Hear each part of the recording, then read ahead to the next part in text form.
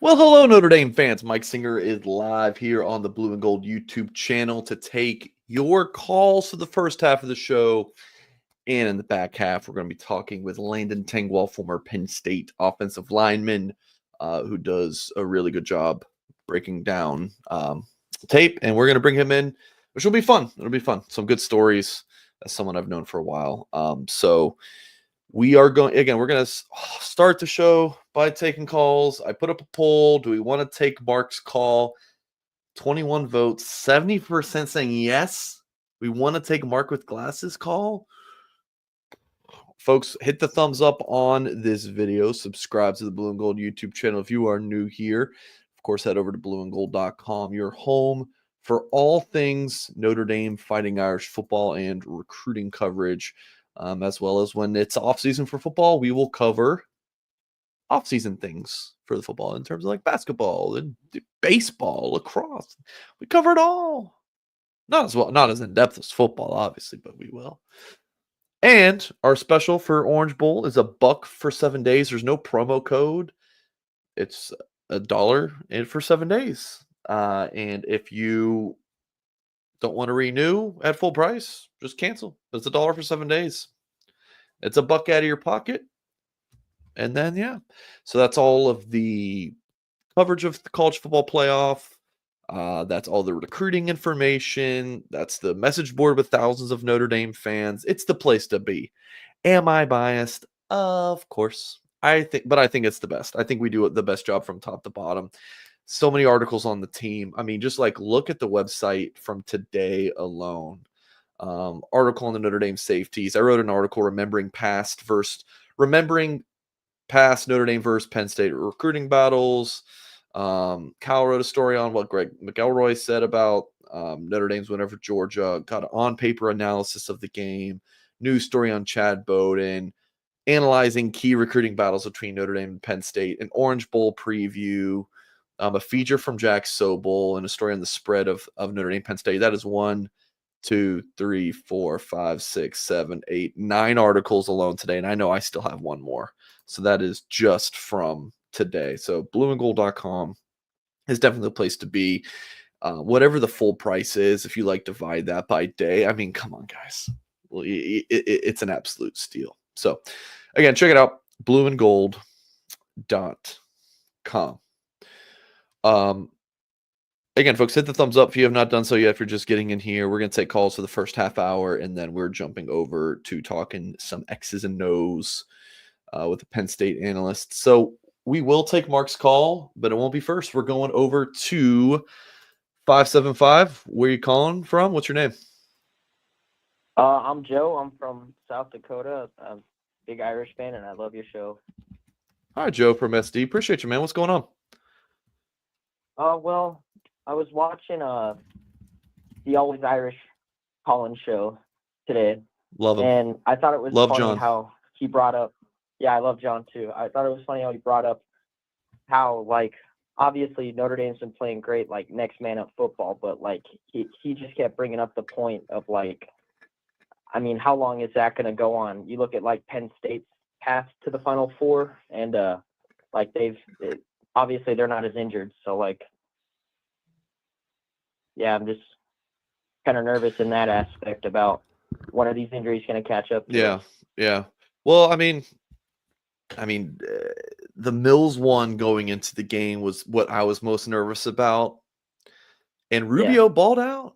Heinisch played his ass off. So it's like, all right, what other injuries are you really concerned about? Well, I mean, obviously, you look at Jeremiah Love. It's not like a major injury. Okay. But, I mean, there's no guarantee he's going to be 100%. Right. So him and like, Cross, you know, you got a good thing. back in Price too. Yeah. Yeah. So yeah, him and Cross are far from 100%. But yeah, that doesn't make you feel good. But I'm sure Penn State has the same thing with their top D end, Abdul Carter. Dude, he may not even play. He may not even play. Yeah. Yeah. So that's obviously a bonus. But like, I don't know. I've heard you bring up before how, like, in basketball, you make the Final Four, and it's like that's a milestone in itself. Yeah, right. Right. Yeah, but like, I feel like just to come this far, you beat Georgia, and then you lose to James Franklin. Yeah, that would suck. I mean, yeah, 100%. that's how I'm feeling. Yeah. And it's one of those things where I wasn't sure you were going with that, Joe. I didn't know if you were going to go towards the, hey, if we lose, hey, still won the Sugar Bowl. And I was like, Yeah. I agree with you, Joe. It's not a popular opinion to have right now. It's an okay opinion to have, in like a month from now if Notre Dame is to lose to Penn State. But yeah, I'm on the same page with you. Yeah, I mean this season has been what a fun season. Like this is gonna be one that I'll never forget. So, Joe, like I'm only 18, and it's like this is like the first Notre Dame season I've seen where it's like, man, we're really.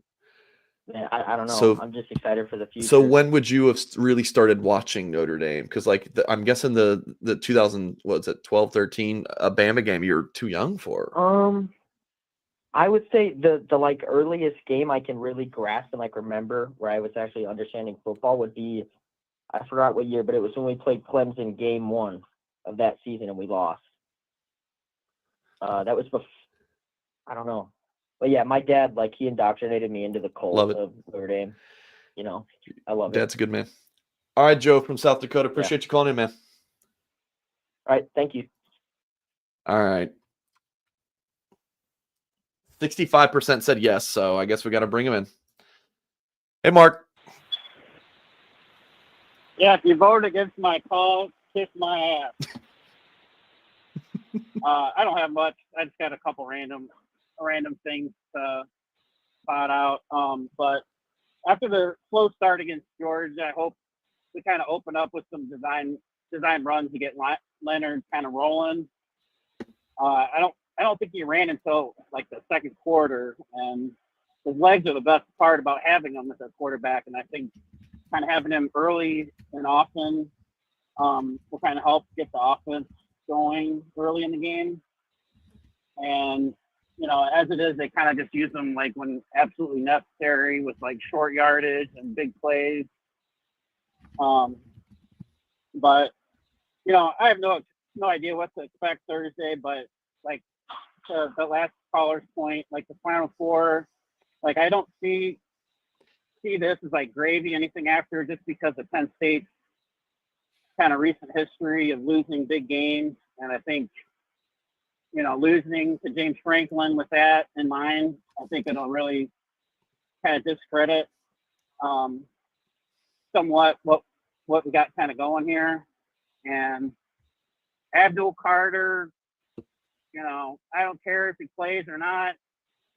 Abdul Jabbar, Paula Abdul, I don't care who they got. I'm not too worried about it. I think we're so dependent on how our defense plays that, as long as our defense plays, I mean, we've seen that we can win with very minimal offense. Yep. Yeah. Real quick, Mark. And so I'm gonna say what? I'm gonna say 31-20. Dude, just 31-20. No way. I'm telling you, there's no way. Book it. No way. And no. And it sounds like Miami is about to get a little sweaty. I heard they got a couple Taco Bells down there. Is it gonna be sweaty because I'll be there? Yeah, get yourself a Cantina bowl with that avocado ranch. That's real hot in the street down there in Miami. I can't see Notre Dame scoring 31 unless another special, if they have like a block punt touchdown and a defensive touchdown. I just can't. I can't see it. I think it's another 1st to 20, man. I got 20-17 Notre Dame. That's what I got. 20-17. Slugfest. All right. Thanks for taking my call. All right, Mark. Love you. Love you.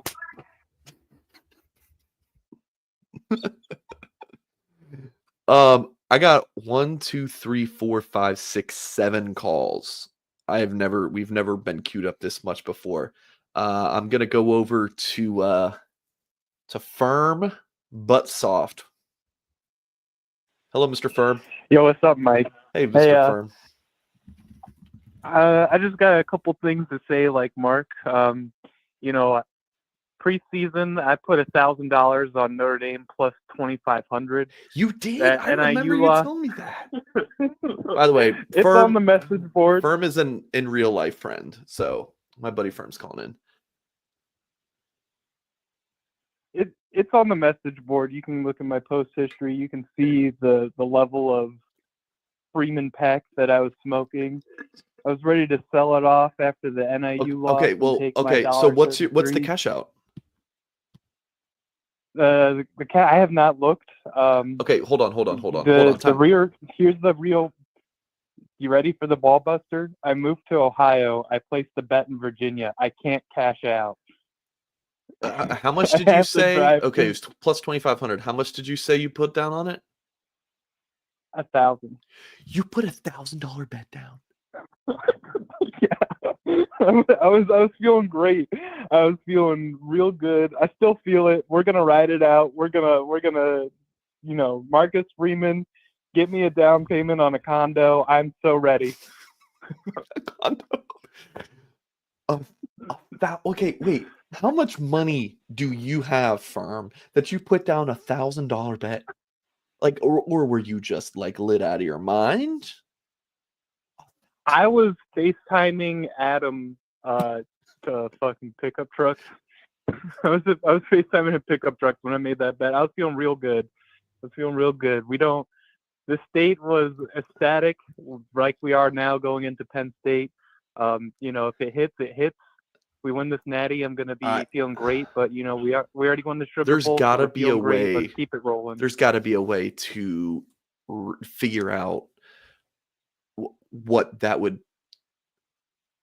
the cash out. Okay, so is this like a Hard Rock app? Is this FanDuel or what? Let me log in real quick. I'll read you the payout. You just said you didn't know what it was. Oh, what the payout is. I don't know what the payout is. You have to go on that app, see what states you can play in, and if it's like, I know where you live, like if you can drive up to Michigan, like and do it there, you have to. No, I placed the bet in Virginia, so I can only cash it out in Virginia. But, well, then get your happy ass back to Virginia, man. It might be worth it. I don't know. I think we beat Penn State, so I'm like, what? Do I cash out now, or do I just ride the high of the Freeman era? It depends what this cash out is now. Hold up. Hurry up. I have to enter. I thought you said you didn't know what the cash out. An authenticator. I thought you said you didn't know what the cash out was, but it will tell you even. I'm logging in. I can.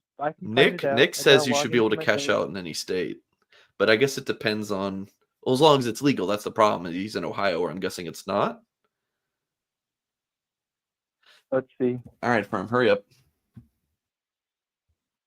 Yeah, I can't cash it out. It's an open bet in Virginia. I don't know what the payout is. It doesn't have a payout.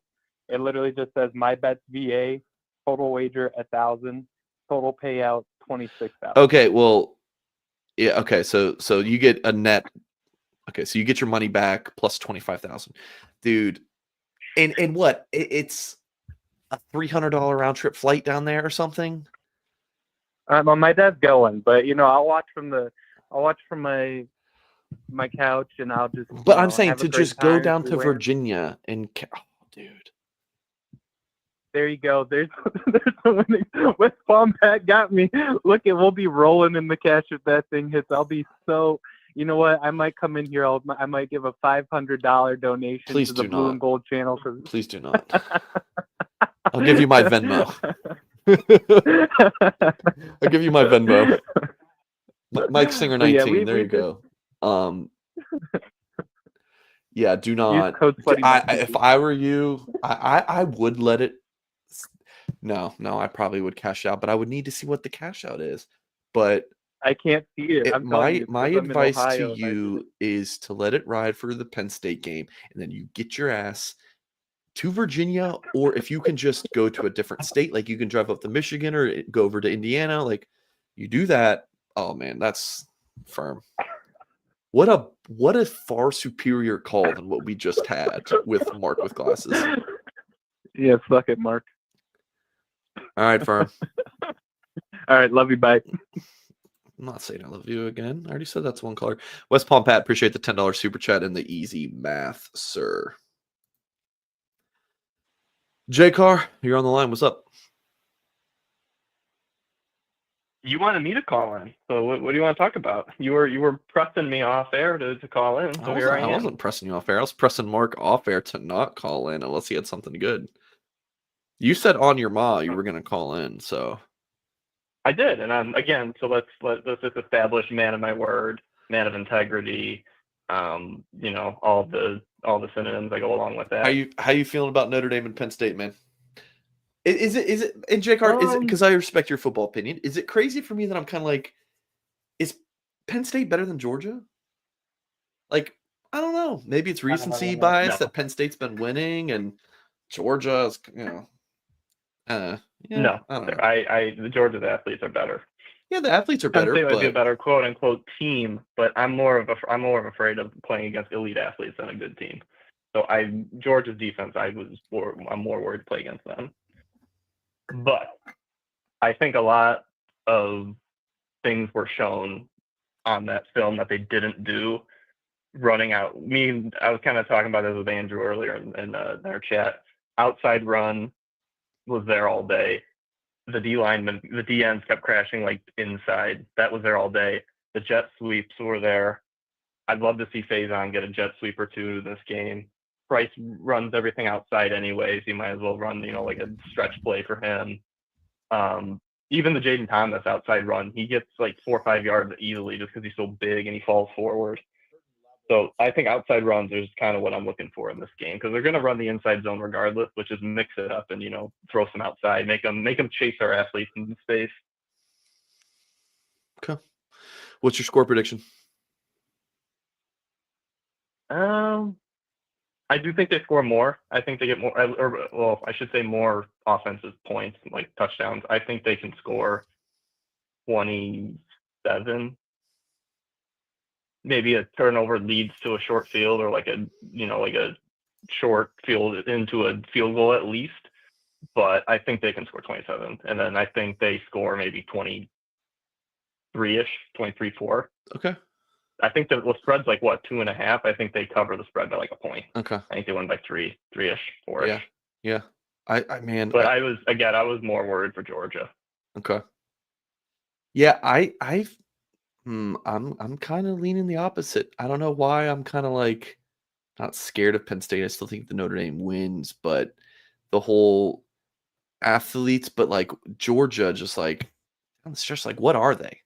Like, they were very much a Jekyll and Hyde team. Like they were, good good when they played Texas, but like ass when they played Bama in the first half and Georgia Tech and Ole Miss.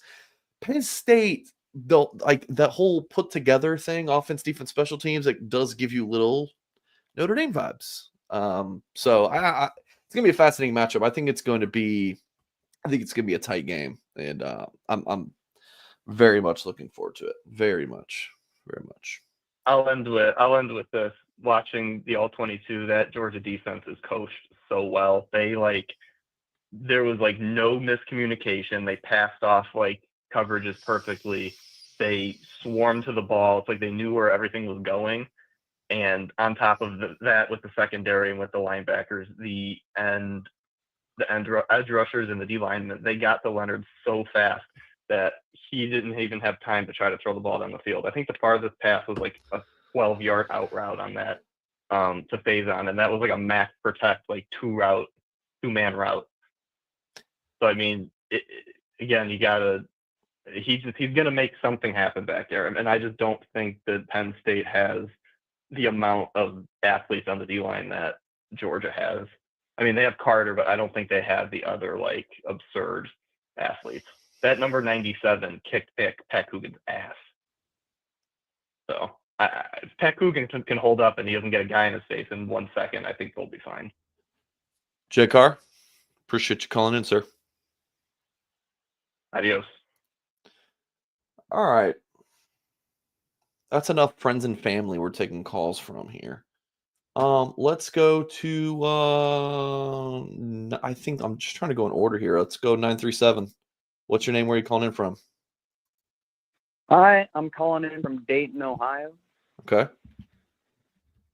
I'm Jordan. I'm a student at Notre Dame, and I'm actually going to go down to Miami, so I'm pretty pumped for Sick. that.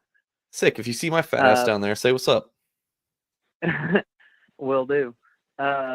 Just one kind of quick question. Is this the game that we finally see the receivers get going against a pretty good defense? Because I feel like, everyone's still talking about the 90 yards Riley had last weekend or last week. It's weird. But it's one of those things where we never really win with the receivers, but I feel like we're due, No,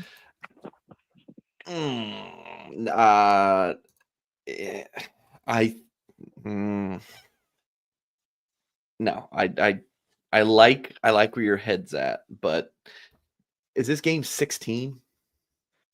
Game 15, 16? Let me check. Notre Dame's 13-1. Game 15. And have we seen a 100-yard receiver this year? Have we? Guys, chat. Have we seen a 100-yard receiver? So to think that this is the game they're going to do it against a really good Penn State defense. Lotus says no. Dennis says yes. Who? I'm waiting for the chat to catch up. Someone tell me, yeah, I who it is. I don't think so. It's like Jordan Faison had 46 yards, and I'm like, okay, look at the receivers. I mean, look, unless Bo Collins has just like an eruption game, or Chris Mitchell catches like he comes out of nowhere and has like a 70-yard reception, and then he catches another couple. I don't see how this passing game is going to be anything different than what we've seen all year. I don't see it. Love Faison, but I mean blocking Penn State's front, especially if Carter can go and contribute, receivers, Leonard Armstrong. I just don't see how Notre Dame throws for I don't think they throw for 200 yards, man. I don't. Do you? I mean, I just don't see it. I would say more than 150. I know that's not a great game, but it's for us, it's pretty good. Yeah, I can see 100. Yeah, 150. That sounds right. Yeah. And then also, when are we going to start seeing the issues with injuries really start to pile up, especially with, I think it's the O-line only has 3 starters left. Or nose tackle. That's a bit concerning. Yeah, the D-line's been decimated. Traore, Botello, and Mills, but I mean, crazy enough. I mean, Mills to Rubio hasn't been a big drop off. And Cross is banged up, but I don't know, man. This is not the team I'm going to doubt. I'll tell you that much. This is just not it. They just keep figuring out a way, and Al Golden is coaching his ass off. So he could put me and you out there, and he's going to find a way. So he's going to find a way. Jordan from Dayton, you call in anytime I'm doing one of these, all right? All right. Sounds good. All right, later, man. Jordan from Dayton, good call. Let's go to Scott. Scott, you've called in before. I have your name saved. Where are you calling in from, Scott? From outside of Nashville. Oh, that's right. All right, Scott, what's on your mind, man? How you feeling? Man, a couple things I'd like to say. Man, I'm just so proud of the team. Proud of everything they fought through. I just, we're not going to get the respect of the national media. They never really talk about all the injuries we have. Yet it was an excuse for Georgia, oddly enough. I'm so proud of Marcus because he's had some pretty high profile interviews where I think people were trying to bait him and lead him down a certain road, and he didn't fall for it, and came out pretty much just saying in those 2 interviews that I saw that he's results based driven. And Chris or And Scott, I think he gave Scott, I appreciate what you're saying, but let's not go down that either. Let's just talk ball. Yeah, no, I'm just proud of the guy. And then I think that they can beat Penn State. I really do. But man, I'm nervous. You sit there and you feel like it could go either way, You sit there and you're like, where is the breaking point with the depth issues, God willing, there ain't one, I mean, it would be nice to see some of these younger guys get in there that are waiting in the wings and maybe have an opportunity to get in some plays just to, to give a break to the other guys. But, my prediction in this game, it sounds like a high scoring baseball score, but I've got 19-10. When you said high Notre Dame. scoring, I was like, are you one of these people, Scott, that thinks it's going to be in the 30s? High scoring baseball game. Gotcha. 19-10. Okay. So you got Mitch Jeter's hot or Mitch Jeter's missing a field goal somewhere. I said 19-16 for the Georgia game. And I mean, 23-10 is obviously a good bit different than 19-16, but that was still a Notre Dame field goal, Notre Dame touchdown. I see a pick 6 and a safety in there somewhere. I like it. I like the safety call out. And then I'm hoping Ohio State gets beat too. And I think, okay, I don't know. I just think we match up a little bit better against Texas. So, Scott, you bring up a good thing that just reminded me. I wanted to say this to the chat, and we're getting Landon Tangwall, former Penn State lineman. He's going to be here in a few minutes. You guys are going to like him, or you won't. I don't know, but we'll find out. Dude, Notre Dame fans want Texas or Ohio State, like or from a lore standpoint. Like, which, if Notre Dame's able to beat Penn State, which I think they will, which is like the sexier matchup, or the matchup you want more? Do you want Notre Dame to get revenge against Ohio State? Or where I land, I want Notre Dame, Texas for 2 reasons. One, did you like Georgia, Bama in championship games? The SEC, it's a regional game. Notre Dame, Ohio State, regional game. Notre Dame, Texas, that's more of a national game. And the other thing is we've seen Notre Dame, Ohio State recently. Now, would I like to see Notre Dame get a revenge against Ohio State? Yes, I think that would be awesome, but I lean Texas. Scott, what are your thoughts on this real quick?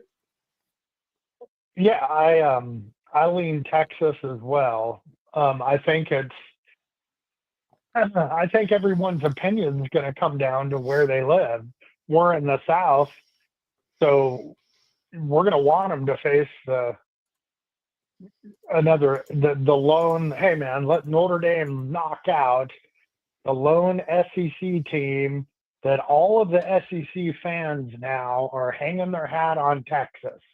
Even though we just knocked off a lot of people forget that Georgia was the defending SEC champions. Mm-hmm. I've got, our family up in South Bend, they're wanting them to play Ohio State. So yeah. All righty. Scott from Nashville, appreciate you calling in, man. You hit me up anytime I'm doing these shows, okay? All right, Scott from Nashville. Everyone else on the line, I'm sorry, but we are ending the call-in part of the show. By the way, goodbye. This was going to be a show with Tim Hyde, and Tim had some personal stuff come up. We're moving the show to tomorrow at 8 p.m. Eastern time. So if you missed Tim Hyde, I do too, folks. But Tim will be on with us tomorrow. but I had Landon Tangwall scheduled for this show, so I didn't want to move him. Busy man. So let me do something real quick on my back end before I get Landon in here. Share screen. Boom, boom, boom. So this is Landon Tangwall. This is from May 22, 2019. I was on the Notre Dame beat for 21 days at that point. I've been covering college football recruiting since I was a freshman in college, but I got the Notre Dame job May 1st, 2019. One of my first articles was this was with Landon Tangwall. But here's the thing, Landon. I had a trip where I flew into Richmond, hit 3 schools in Richmond, drove through D.C., stopped in at St. John's, and then went to Good Counsel in Olney to see Mitchell Melton and Landon Tangwall, 2 huge Notre Dame targets. Guess who wasn't at the school, Landon? Who's that? You weren't there. So I'm pissed. I'm like, the trip was really for Tangwall. I mean, he was a huge Notre Dame target. This was in the 2020 class because Mitch Melton, who ended up at Ohio State, he was a Notre Dame target. But I mean, dude, Tangwall in the 2021 Notre Dame O-line recruiting class was a big deal, and he wasn't there. So I ended up getting on the phone with you that night, and that was that article. So I can't remember what my wife tells me to get from the grocery store, but I can remember stories like these. Landon, how you doing? I'm doing well, Mike. Thank you for having me on, man. I'm glad I could leave that impressionable moment on you, man. My lack of presence left that much of a crater. I'm sorry, dog. It's okay. No, yeah. So I feel like I remember that. I rarely missed those type of stuff, but I feel like maybe I went on a visit or something. I don't know. It was a workout. Oh, that's a bad look on my part, Mike. Yeah, I mean, listen, just while we're on this topic, I go to hit up one of my buddies that his name is Bukanani, right? And I type in on Twitter DMs BUCH, and I see a group chat with a bunch of like 3-leaf clovers, like representing Notre Dame. And I look and I'm like, no way. And it just so happens like this is like today. And I'm like, what is this group chat? And Tyler Buckner made it to try to recruit everybody. And I'll tell you, so I have it right here. I'm going to read you the names in it. So okay. Tyler Buckner made it to recruit. It was Emeka Abuka, Lorenzo Stiles, Blake Fisher, Bo Collins, who went to Clemson, is now there, Kane Barong, Greg Crippen, Gabriel Rubio, Rocco Spindler, Donovan Edwards, Tommy Brockmeyer, and Ben Chrisman, and myself.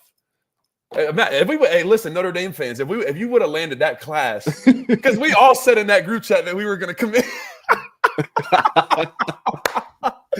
Okay, so Landon, let's talk about your journey with Notre Dame, because I remember in the spring of 2019 you visited Notre Dame with your grandpa, and I feel like that was your last time there. Yeah, it was only once, and that was kind of the main problem, was that I lived 3-hour drive from Penn State. I'm from Annapolis, Maryland, and Notre Dame was they were your early leader, I feel like. Your grandpa's a big Notre Dame fan, right?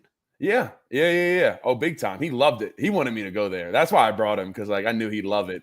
And so yeah, he was so happy. And he found his book, because he wrote a book up in the library, and that like sealed it. I don't know why. And for him, but it didn't seal it for me, because I sat down with Brian Kelly, and then it was kind of Hey, Mike, sorry, I'm just being honest here. No, I want to know. You weren't a big BK fan? No. I really enjoyed Jeff Quinn. Brian, I'm not gonna lie, he just kind of came off as fake to me. Like it was too obvious. I don't know. Like people say that, but I didn't find him to be a very genuine person. And my thing, if you follow me, you can follow me at Landon Tangwall, Twitter, YouTube, all that stuff.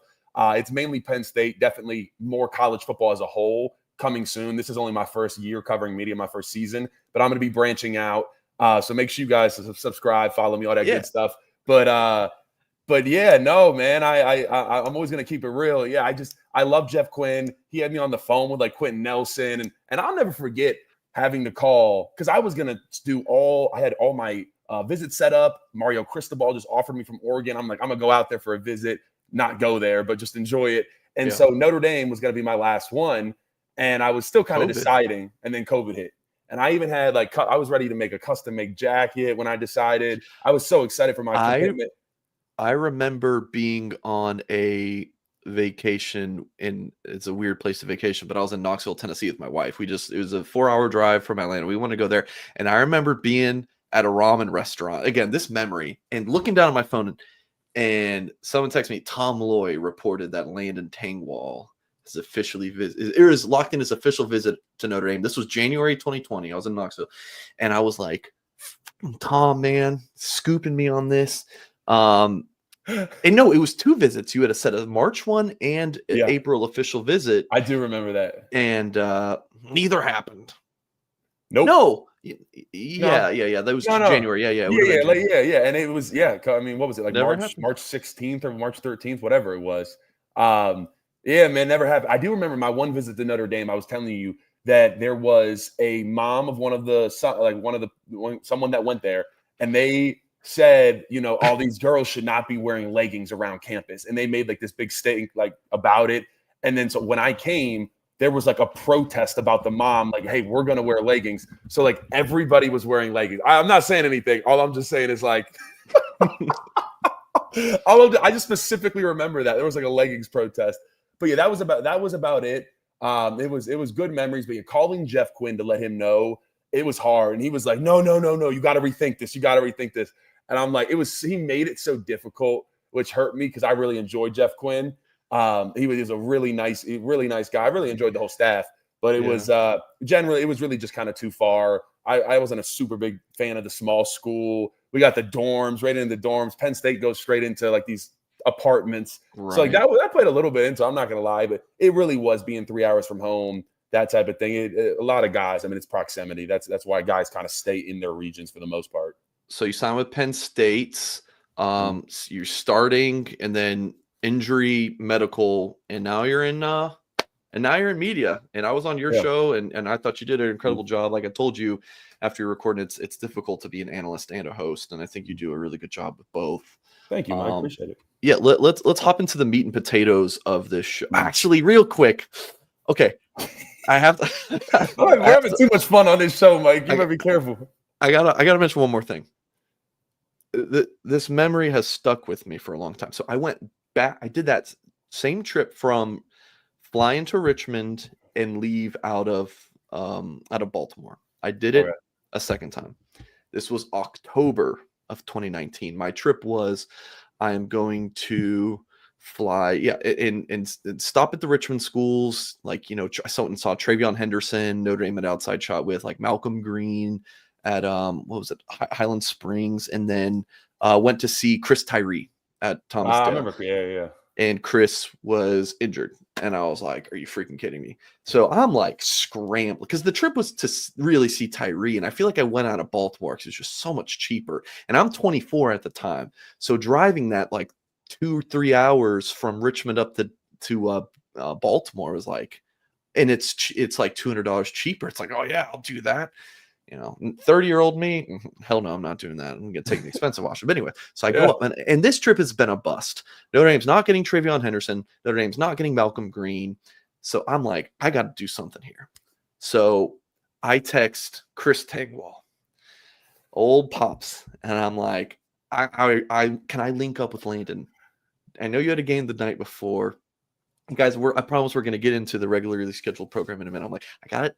I know he had a game the night before, but can I link up with him this morning? Like, can I stop by the school or whatever? Do you know what we did, Landon? Mike, I forgot about this, dog. I forgot we had breakfast at Cookies.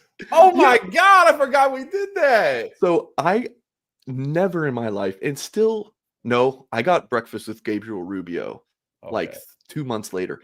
But that was with his dad, right? I got breakfast with him and his dad in St. Louis, but never just me and a recruit I met for the first time. We got breakfast, and it was fun. You were great, and then we did an interview in the parking lot afterwards. I remember. Okay, but here's the funniest part. I would, and this is 2019, right?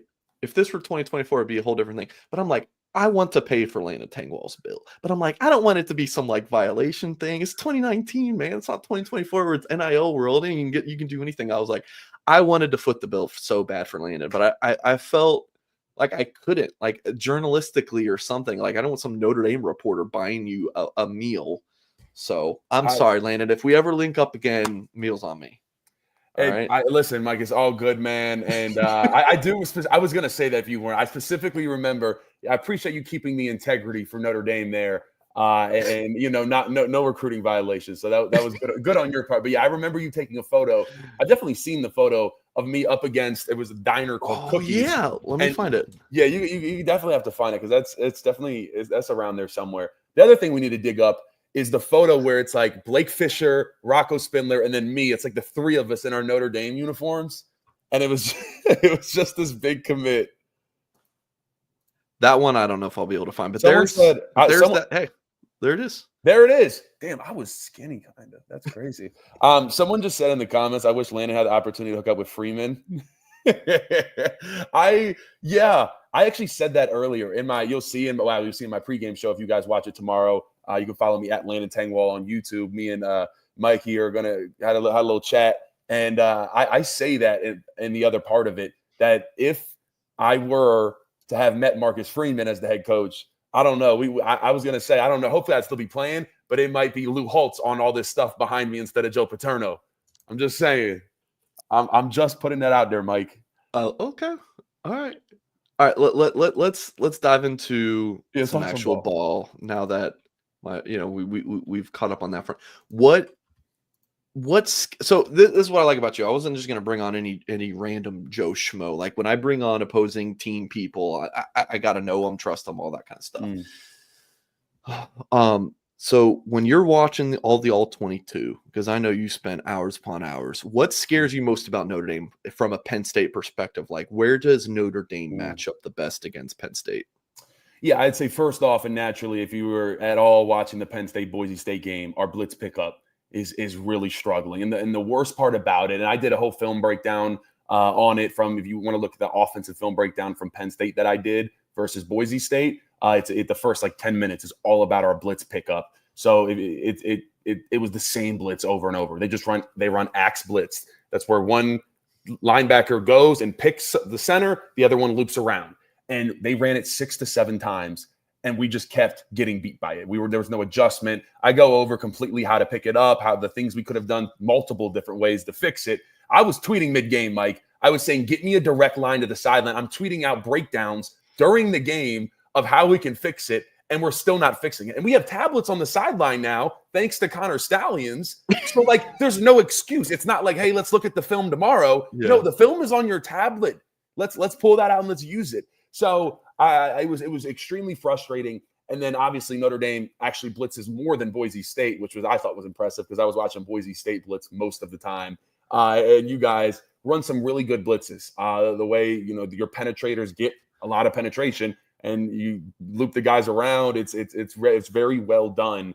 And it just scares me because we have struggled in blitz pickup, 3rd and long all year long. And then also on top of that, the other thing you guys do is talking about movement in the run game, your defensive line moves. So that means I'm not just talking before the snap, which you guys also do, by the way. You saw my tweet about that. The Notre Dame, they do the shift to try to get everybody to jump off sides.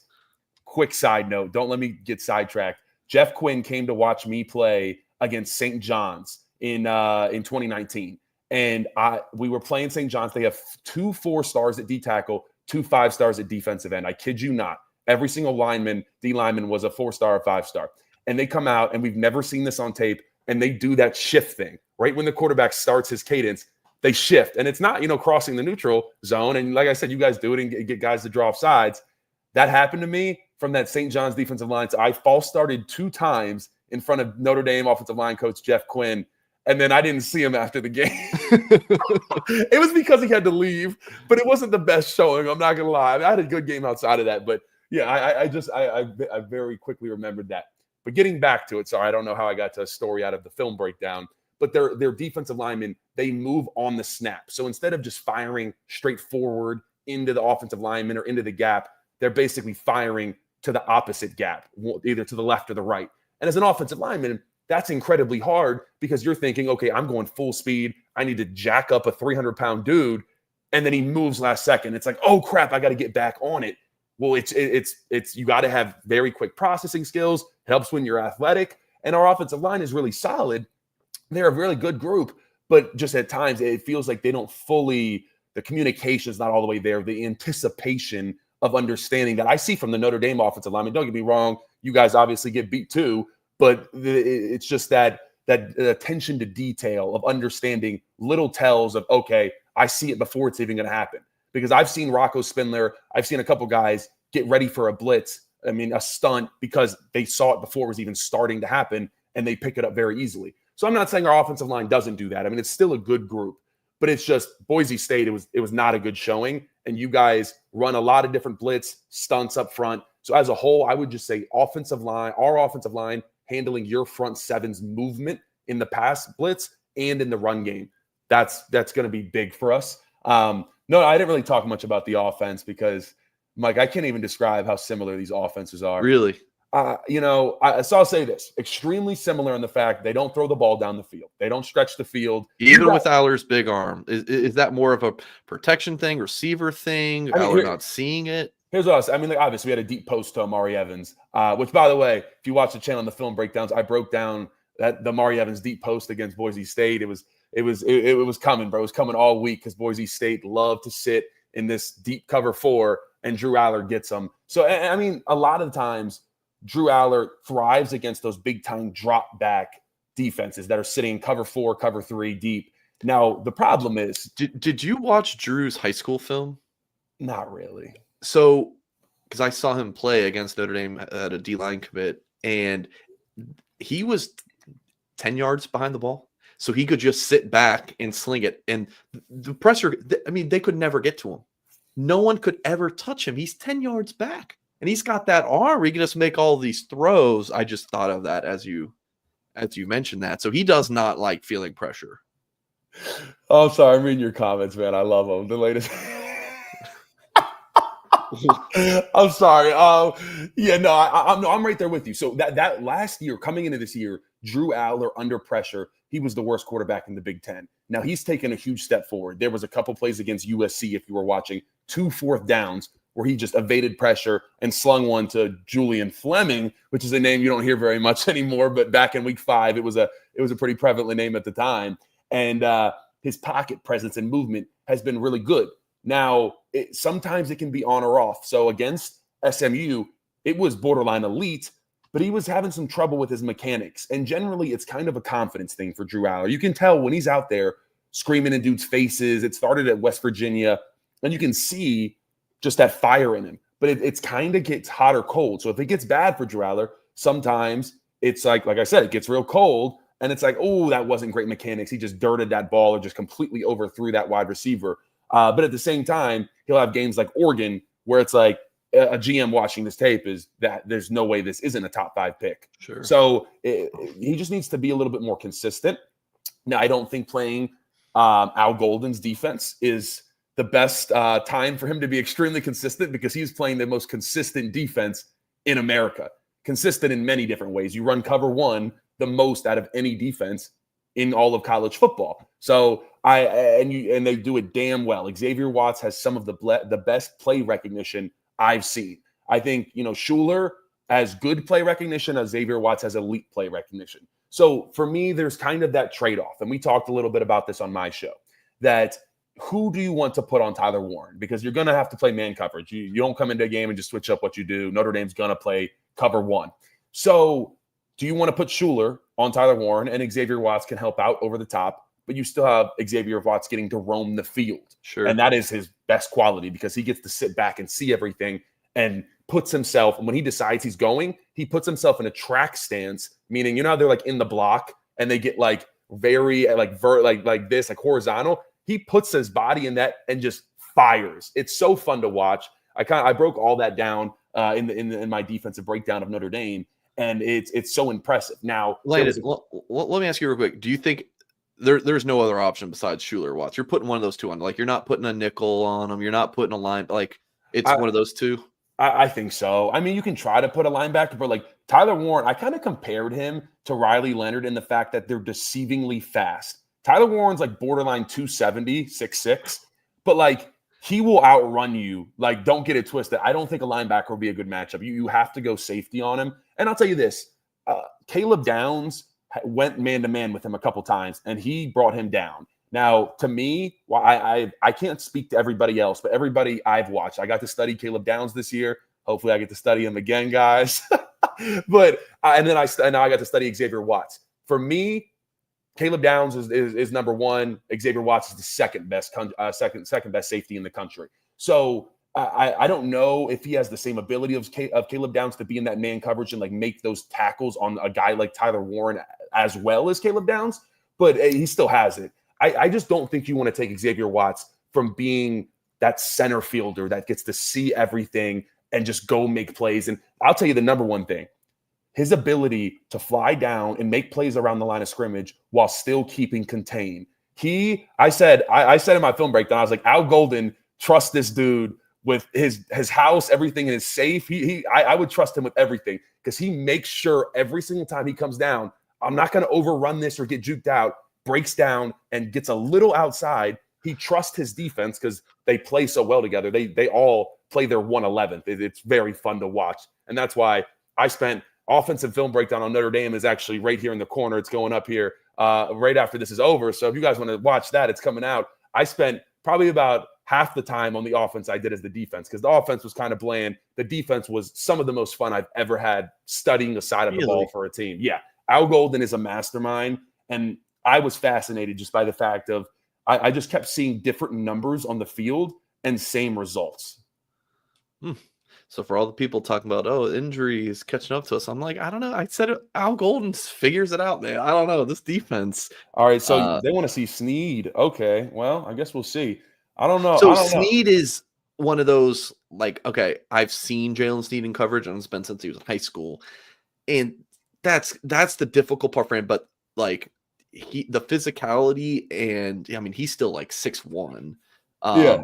But what is Caleb Downs? Is Caleb Downs like 6'2"? He's not that tall either. No, he's not. He's like 6 foot, right? Yeah. He's but Snead, his speed would be able to keep up with him, but like coverage, like how is Jalen Snead going to handle it? Like the perfect person to put on Warren would be Jeremiah Owusu-Koramoah, who covers like a nickel and hits like a linebacker. I mean, he would be literally perfect. Notre Dame didn't need a nickel. They just played 3 linebackers because Owusu-Koramoah could play it, the rover position. But I mean, that rover linebacker at Notre Dame. It's kind of a thing of the past because it's just 4-2-5. Like you're just running a nickel all the time. Jordan Clark's out there playing the nickel number 1 all the time. You guys are hurting, man. You're hurting, but you're still getting it done. Still getting it done. All right, you tweeted out. I don't want to keep you for too much longer, Landon. But I blame you. You're the one yapping so much. I love it. You tweeted something to the effect about RJ Oben. I'm going to play your tweet here that you clipped out. This is of his sack against Georgia. You tweeted out. So you had just seen the film, right? You watched USC, I think Indiana. You watched Georgia. These Notre Dame games. So if you just look at the film and you don't know anything about Oben, you don't know what the media narrative is, you don't know any of that crap. And you look at this and you think RJ Oben, from this play especially, RJ Oben is your best pass rusher. But so you got flamed a little bit from Notre Dame fans. Yeah. So here's the thing. I understand what you're seeing, but RJ Oben's, I got his PFF up right now. He has played in 14 games, 8 pressures, 1 sack, 0 quarterback hits, of course, not including the sack, and 7 hurries. That's at 8 games. Jordan Botelho, who played in 2.5 games for Notre Dame as a defensive end, 1 less total pressure than him. He had 1 sack, 1 quarterback hit, and 5 hurries. So I'm going to defend the Irish fans who were attacking you a little bit, but also defend you a little bit. I appreciate it. Yeah. So, I mean, look, at the end of the day, that's what I kind of find fascinating about me going in and just watching the latest 2 games. Because generally, I'm not going to go back and watch Northern Illinois or any, like people are like, go watch that tape. I'm like, no, because that was like week 2. Why would I watch that? So I watch pretty much the most recent 2 to 3 games. And so I just see what I talk about what I see. And trust me, I watched all 22 film for about 20 hours on this defense. I didn't see any other. Now, like I didn't see a lot of moves being used, but it's just so fluid with him. If you want to go back to that not the sack, but the second one. So for folks watching on YouTube, he has a voiceover. That's why he keeps pausing and stuff. He's talking about we're not able to. Oh, my fault. I would have sent you something. I'm sorry. So yeah, so right here, like just watch his fluidness. like with his hands. Like that to me, I didn't say, that necessarily that he is like a lead or anything like that, but he is precise. He doesn't have the greatest swipe, but it's all fluid. He understands to stretch upfield. He does a good, like I said, it's all hands, feet, hips, all in one. So I'm just telling you what I saw from him, especially against Georgia. He didn't pop out against Indiana to me. So, do with that what you will. But at the same time, then after I saw him working this move, now granted, it's his only move. So you shut it down. And I talked about in the video how to stop it. But at the same time, then I see him go and he always has a counter move. Now it's always a spin move. So it's always the same thing, but I still like it. Like, I don't see anybody else like generally truly like 44, 30, like they're quick. They're more athletic. They're more talented, but they don't constantly work a move. And I guess as an offensive lineman, that's a lot easier to go against. And if I know it's always the same move, it's, it is a little bit easier, but anytime someone's going to swipe those hands, they can catch them. But if I got 44 kind of just running and kind of leaning into me and just giving me a rip, like I can just ride that out. That's generally, and I'm saying he has bad moves or anything like that, but I just studying RJ Oben in the defensive line, that was kind of my conclusion. So, and look, he has confidence now. That strip sack, he's getting, everybody's been talking about it, this, that, and the third. He feels good. Like I show you, there's a couple clips there where he would have gotten home if Gunnar Stockton held it a little bit longer. So I think he's going to have a really good time. Now, I don't know, that left tackle was really bad for Georgia. I don't even know. I guess hopefully they had injuries because that should not have been their starter all year. But Drew Shelton is a lot better at our left tackle. But I'm excited. I think it's going to be a fun matchup. And I have never rooted for an opposing player, but I'm kind of hoping for an RJ Oben sack. I'm just going to say it because I want to say I told you so.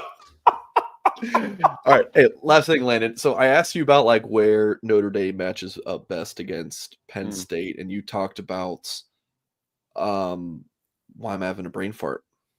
What was your you said, was it the blitz? Yeah, the pressure. Yeah, the pressures, movement as a whole by the front seven versus our offensive line, run and pass. Let's flip it. Where does Penn State match up best against, like, where do Notre Dame fans think be like, ooh, Penn State might have the edge here or does have the edge here? Yeah, I mean, I think both defenses have the edge on the offense. I think that's pretty. Do you like a game in the teens?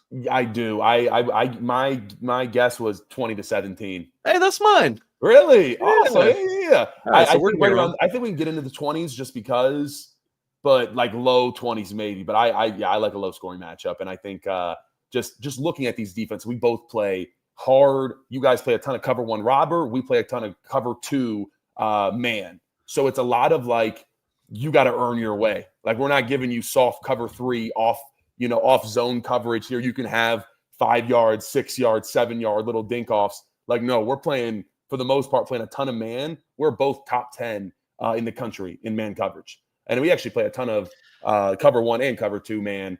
But that's, like I said, you're gonna have to earn it. Bo Collins and company, they're gonna be jammed at the line by AJ Harris, Jalen Kimber. Honestly, it's not a good game for wide receivers. So I don't know if like parlays or anything like that work. I would never bet on two teams that got to the semifinals with both without a number one wide receiver. Right. But yeah, don't add any wide receivers to your parlays. That's how I'm feeling for this game. So when you talked about those two coverages, so I just want to pop this up on the screen. So here's like the Niners running, and this is a disguise look. So this would be Schuler coming up, and he is roaming this middle area. You got man across the board, or some pressure, right? Yeah, you guys will know. Yeah, you guys will generally. You got to bring five a lot. You guys bring five a lot. So yeah, no, and it's hard. It basically takes away the middle of the field. That's why USC, Maeva threw 49 passes that game. I think like 35 of them were outside of the numbers. And when I say outside of the numbers, it's in between the numbers and the sideline. So outside of the numbers from the middle of the field, because that's where you got to go, because both safeties are in the intermediate part of the field. And then you got Watts as the high safety. So a lot of this too is Drew Aller. Can he look off Watts? And so that's something that I broke down in my defensive film breakdown, is I showed other quarterbacks that were, Gunnar Stockton in his first game. He was not looking off Watts. Now, there was a couple times that Watts almost got there, did get there. It could have been close to an interception if he would have floated it a little bit longer. And then I showed some tape of Drew Aller versus Caleb Downs in Ohio State. And I said, hey, he has Tyler Warren on a slot fade in press man coverage, right? And so he looks off. And Tyler's to his right. Drew catches it and just looks straight to his left for about a second and a half. and then turns back and just throws it right away. So like there is a difference between a quarterback that could probably go in the draft this year pretty high, and then like someone like Gunnar Stockton. There's a difference there of how Xavier Watts has to, Caleb Downs, whoever they are, it messes with, it's those little things when you're a veteran that you can do to slow down a defense. I think Drew Aller can do those things a little bit better, but we still have also really struggled in general. Now, I will say Trey Wallace is actually surprisingly really good against man coverage. He struggles against zone coverage at times, I would say, but I'll give you his numbers. He's been targeted 21 times in man coverage. He's caught it 17 times. So 80% of his targets versus man. And he's, like I said, he's been really good. He's averaging 15.8 yards per catch versus man coverage. So I think it could be a good game for him and Tyler Warren. So expect those inside receivers, those slot wide receivers for Penn State to run fade routes that like kind of leak out to the sideline, because then Drew can lay it up and then those guys are away from Xavier Watts, and Xavier Watts has to hustle to get there. So the idea is outside throws. So that's what you can expect, touch throws.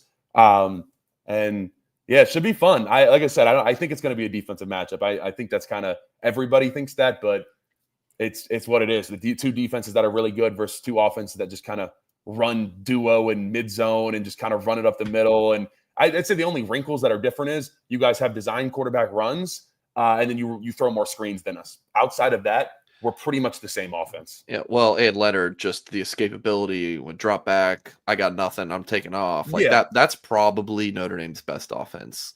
Well, I mean, Jay Love, when he's full go, and Jay, and Price can break one, but otherwise, like if it's 3rd and 6, what I want to see is Leonard drop back and take off. Like that's the best. That's how Notre Dame gets it done at 3rd and long. But all right, Landon. Yeah. I know you had a long day at the office, so I appreciate you hopping in here. I haven't left once, and now film breakdown's going out here, probably like 30 minutes. So if you guys want to take a look at the Notre Dame's offense, it's a good time. I'm excited about this one. It's a little bit shorter than the it's probably like half of the time of the defense because there's just not that much to go through. But if you want to check me out at Landon Tangwall on YouTube, I would really appreciate it. Throw me a subscribe. We're going to be putting out more Notre Dame stuff, and you'll be the first people I tell about this. It's all going to be from the Penn State perspective, so I don't know how much you guys would want to watch this, but I put together about 5 to 6 players from that 06-07 home series that we played. Notre Dame kicked the crap out of Penn State, and then Penn State kicked the crap out of Notre Dame, and it was our first ever whiteout when we did it in 07, and that was the last time we played. So I got like Derek Williams, Deion Butler, AQ Shipley. We got AQ Shipley's one of the big news in the media right now, and a bunch of guys. So if you guys are at all interested in that, like I said, it's very Penn State based, but putting some cool stuff out. And then my pregame show with Mike Singer will be out tomorrow night. So nice. Yeah. Appreciate you guys so much. Much love to you Notre Dame fans. You guys have been much cooler than Boise State. I always love a little bit of trolling though. So I appreciate you guys in the comment section. Hey, tag me when you put out the offensive breakdown. I'll retweet it so everyone can see it. Will do. My man. Appreciate you guys. All right, have Landon. a great night. Landon Tangwall. I mean, you learn something. You get smarter, and that's what we're here for. Really good stuff from Landon Tangwall. Appreciate you guys hanging through just the two bros catching up. That was a lot of fun for me. I don't know if it was fun for you guys, but yeah, some really good stuff from the former Penn State offensive lineman. Yeah, look, I know when you bring on people from the enemy side, it's like, oh, I'm offended. Everyone's, I just knocked over my microphone with my little jazz hands there. But I figured that you guys would still learn something, even if you're pouting your way through it. We'll be back with Tim Hyde tomorrow night. And I'm sure I have some other videos coming out here in the near future as well. So make sure you lock into this Blue and Gold YouTube channel. And of course, the $1 for 7 days offer is still going on as well. Would love for you guys to check it out over on the website.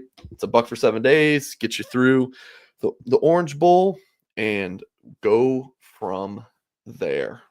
If you like it, it'll auto renew for you. If you don't, cancel it. There you go. Some really good premium content, message board with thousands of Notre Dame fans where you can talk Irish, Cubs, Premier League, whatever the hell you want, really. It's a good time. So again, Blue and Gold Hit the thumbs up if you have not done so yet on this video. And as always, folks, catch you next time.